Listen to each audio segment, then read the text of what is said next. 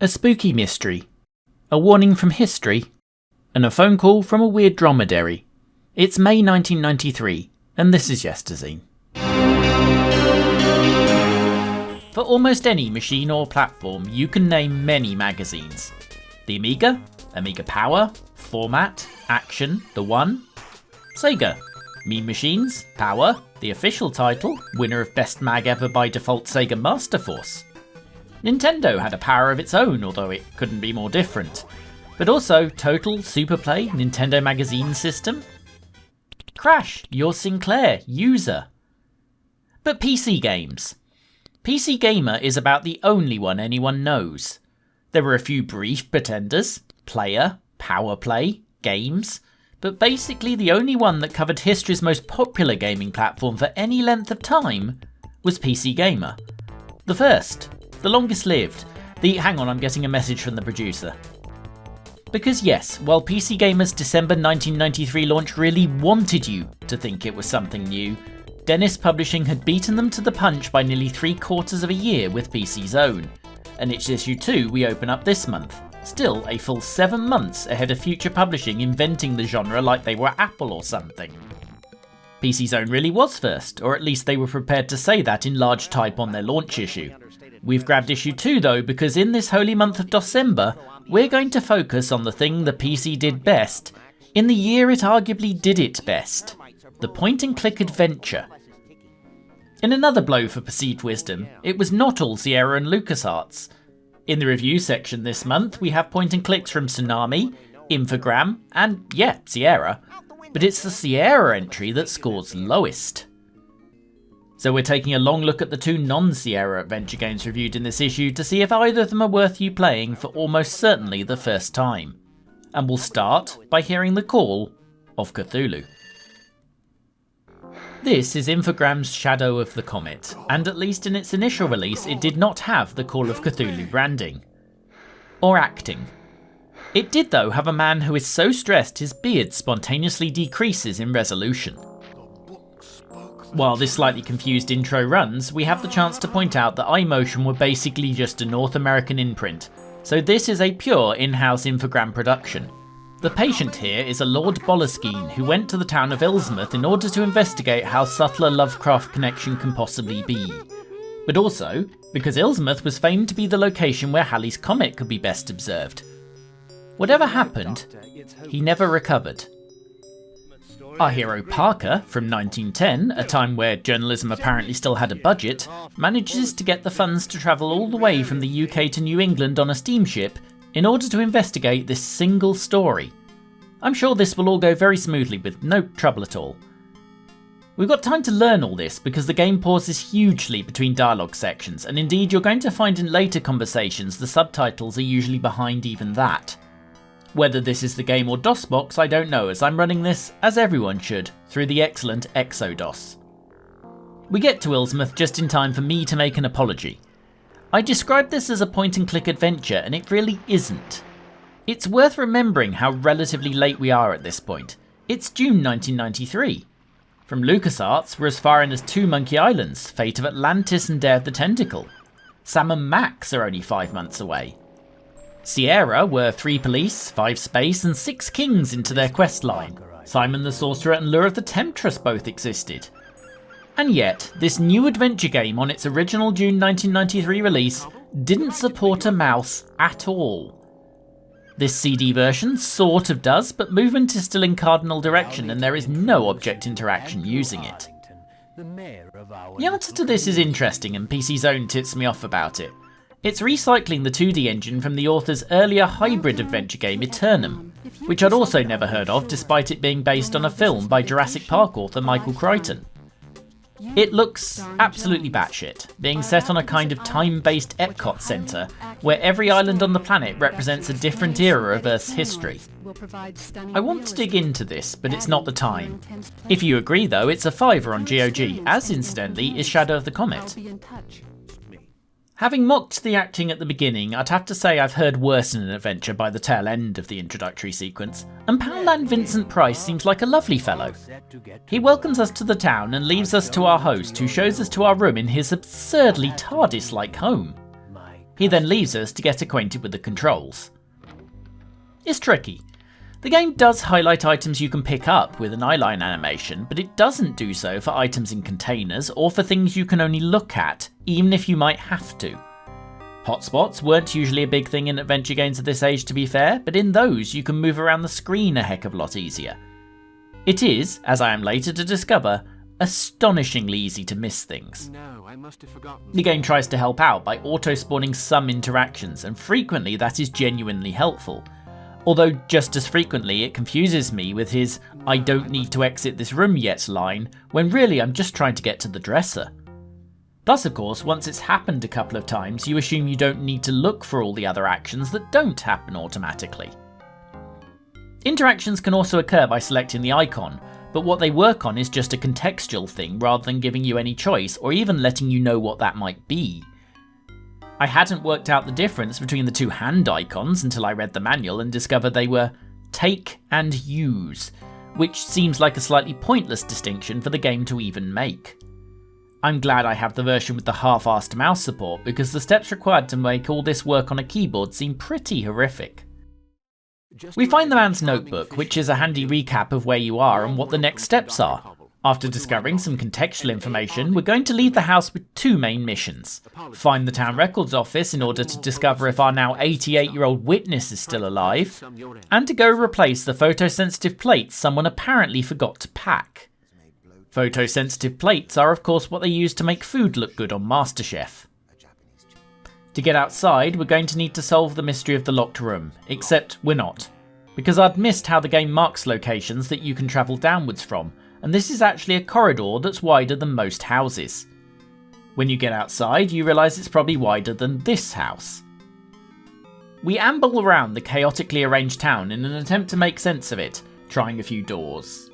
One house is unlocked and we get to wander around the entire thing unsupervised, but it doesn't appear to contain anything much, although at this point I'm still not entirely aware of how the looking and taking mechanics work. Eventually we do find the local shop, and on our entrance into Willie's, he's talking about giving Mrs. Gilchrist his package. I didn't even know it was that sort of game. We're lucky the only shop in the village appears to be well stocked. They do have some photosensitive plates, where a pack of 3 will set you back the bargain sum of just $10. For 3 pictures. In 1910.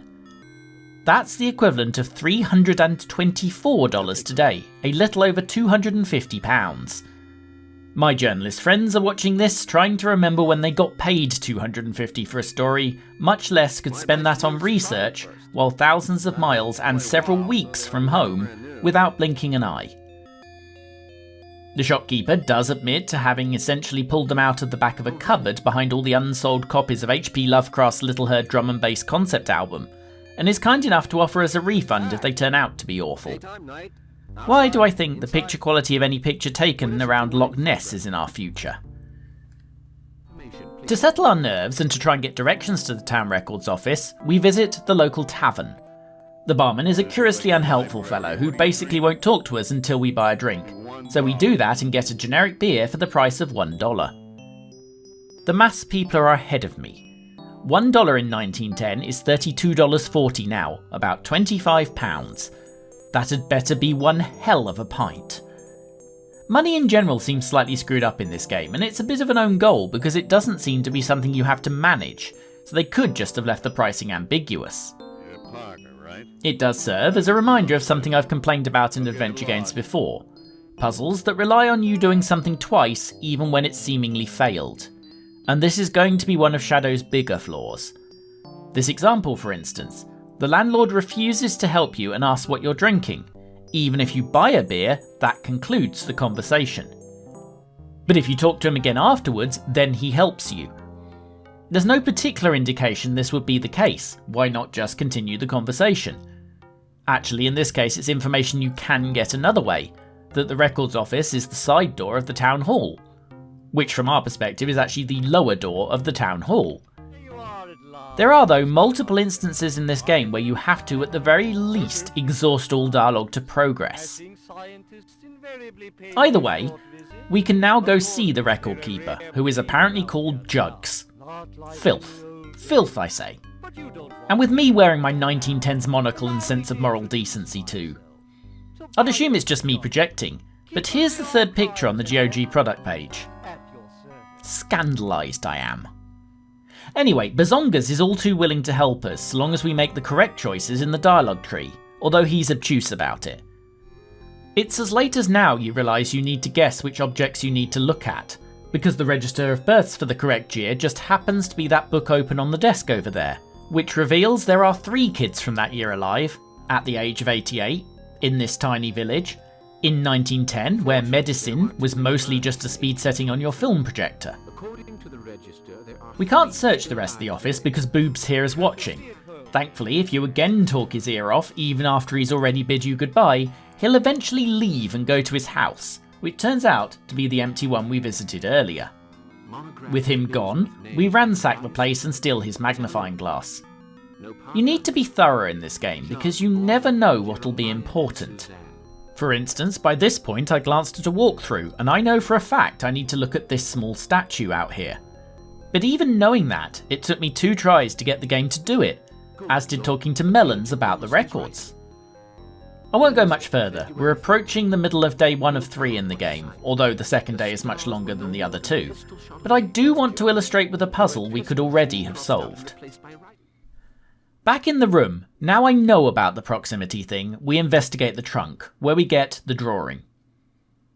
And then if we think to try again, despite no evidence that's needed, we also get a map. Same deal over at the dresser, if you can get the positioning right and not continually open an empty drawer. The game chooses to show you the empty drawer, even though it didn't show you the full trunk or dresser top. From there, we retrieve cotton and surgical spirit. For the first time in the game, we combine 2 items in the inventory. We want to use the spirit on the drawing to reveal the hidden message, but for some reason we can't do that one the same way. Instead, we have to put it down on the desk, and then use the spirit on it while standing vaguely near the desk. To plot the location on the map, we then have to pick up the drawing, which actually sits us down at the desk, then we get the map, and remember we were given Searcher as a clue earlier. And this is the fundamental problem with the game. There's a good plot here, and a few minor technical issues aside, you could even accept the slightly weird, mostly mouseless control method. But as we go to report our findings to Double D, it gets me thinking. Short of playing this whole thing with a walkthrough, it seems likely to be an exercise in frustration. You don't know if you've done the wrong thing enough times for it to be the right thing. You can't possibly know if you've examined everything in a given location. The combination of those makes me fear any honest playthrough is going to consist of this game's version of pixel hunting in a Monkey Island game, but without the hotspot highlighting, and no guarantee if it'll work even if you'll buy the right item. It feels a bit like the position that first-person shooters would be in a decade from now. The correct control methods had mostly been worked out, but not everyone was using them yet. Shadow is a great story and probably even a good adventure, but it's all hidden behind a game that in 2023 seems determined to try and hide that from you. If nothing else, what it becomes in 2023 is a lesson in just how far in front of the game LucasARTS and before them Sierra really were. But we still have another chance. Some of my YouTube-type friends are very silly. Look at Rose Tinted Spectrum, for instance. Rosie recently played unofficial Police Quest sequel Blue Force, and whether or not you're a DOSCember fan of the point and click, you should be watching that video. Despite being released in the same year as Shadow of the Comet and all the other games we mentioned, Blue Force was not voiced. Rosie decided it should be. And 10 of us did just that, including somehow myself as the lead character with the directorial instruction to sound as bored as possible throughout. My name's Ryan, what's yours? Name's Barry, nice to meet you, Ryan. So how's it going, Barry? I've got the best garage sale in town, Ryan.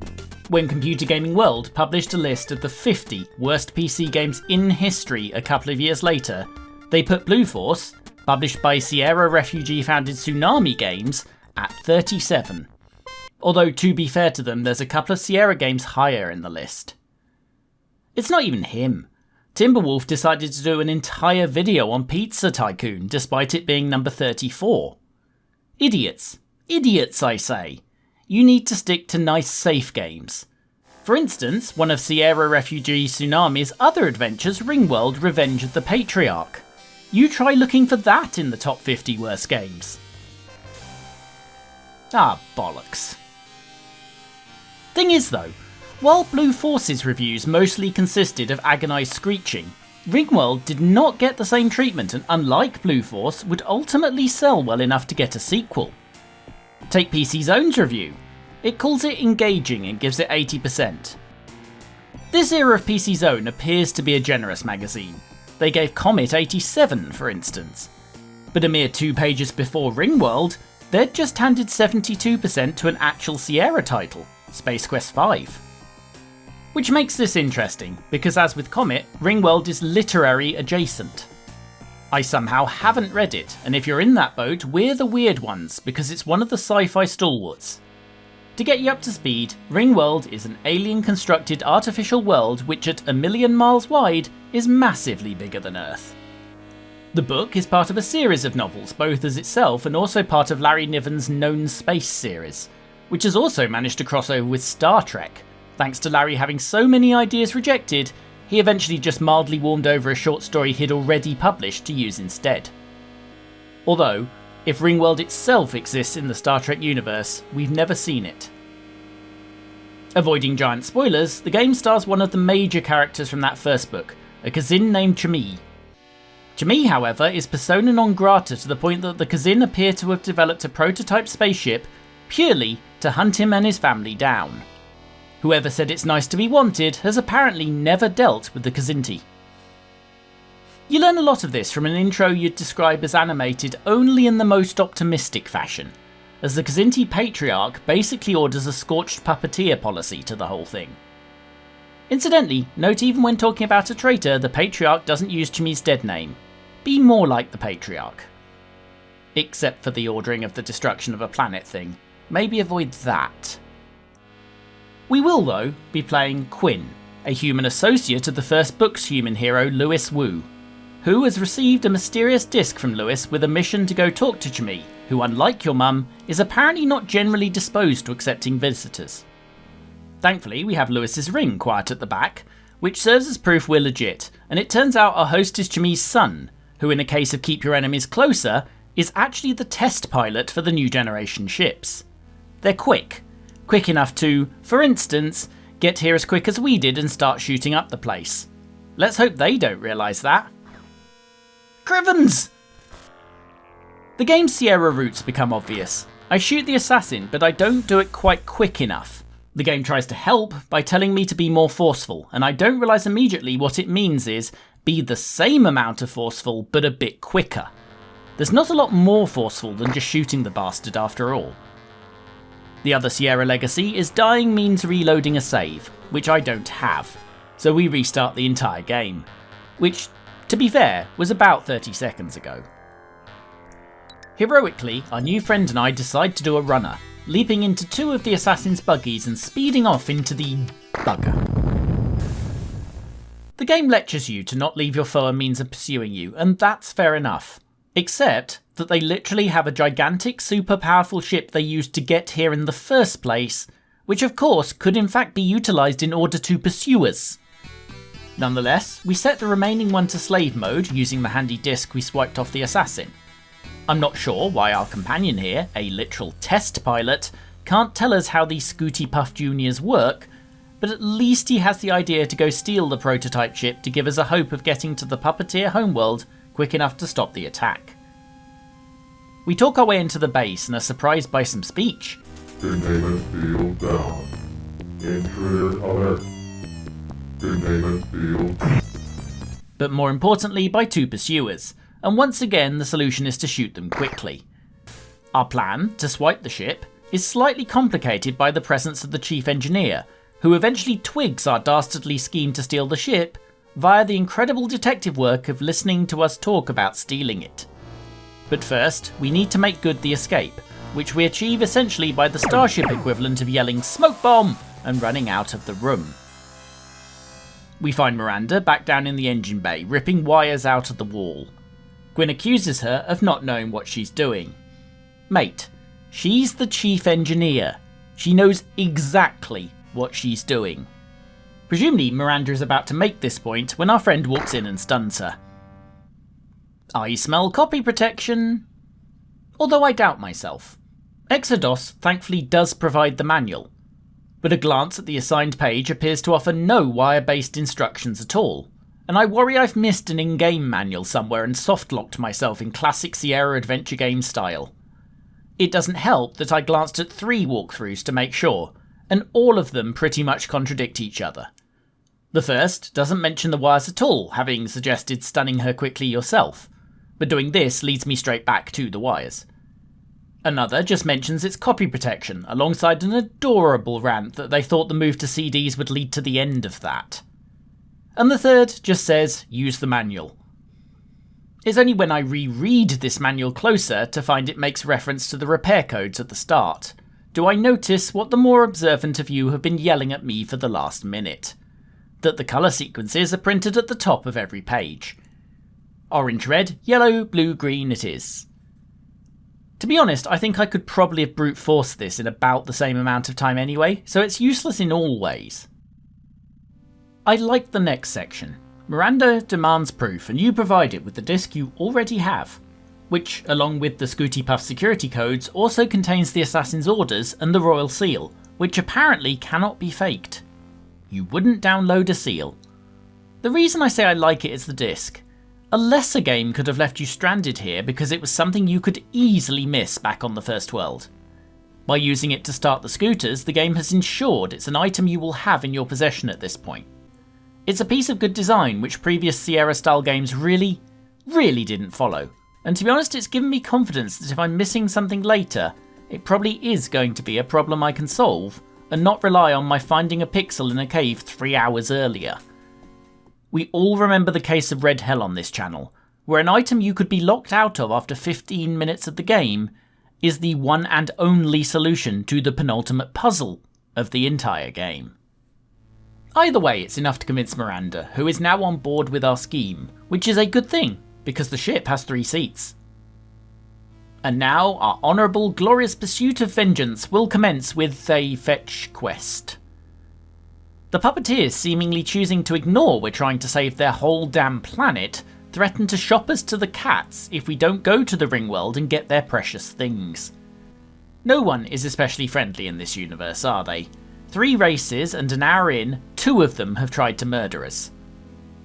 And so to the Ringworld, and overall I'm liking this game. I'm not really seeing the problems CGW did.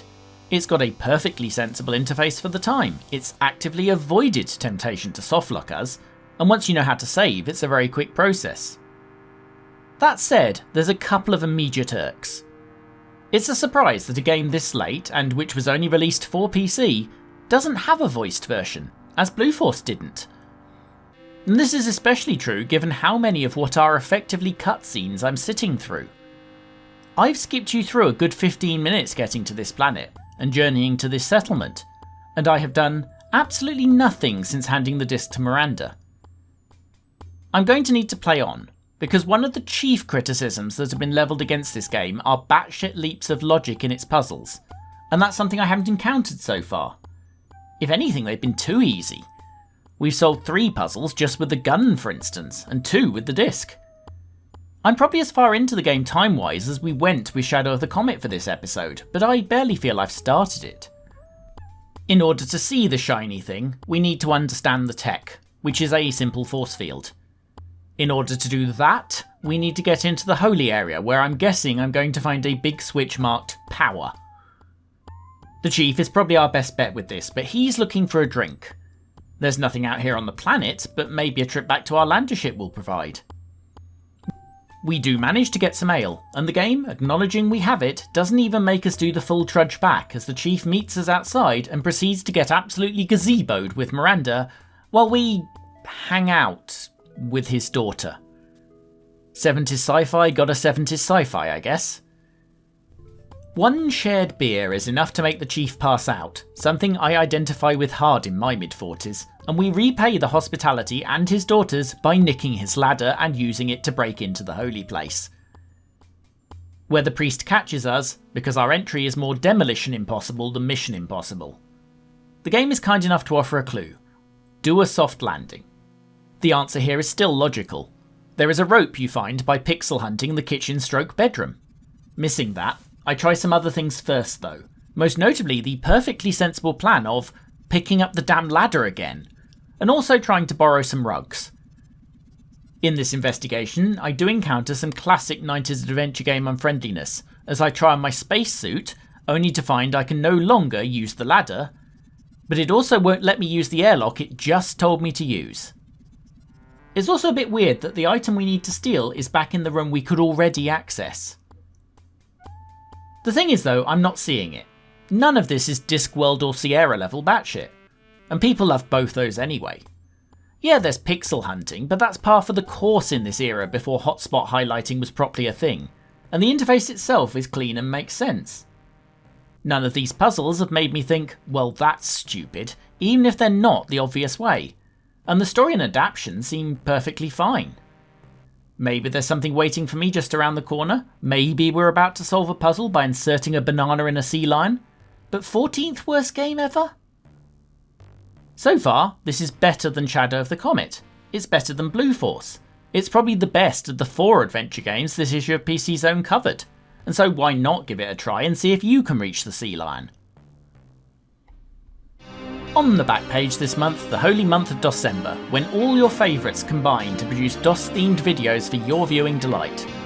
You could search for the hashtag on YouTube, where you will find endless ASMR spam videos from people who've realised it's a public hashtag.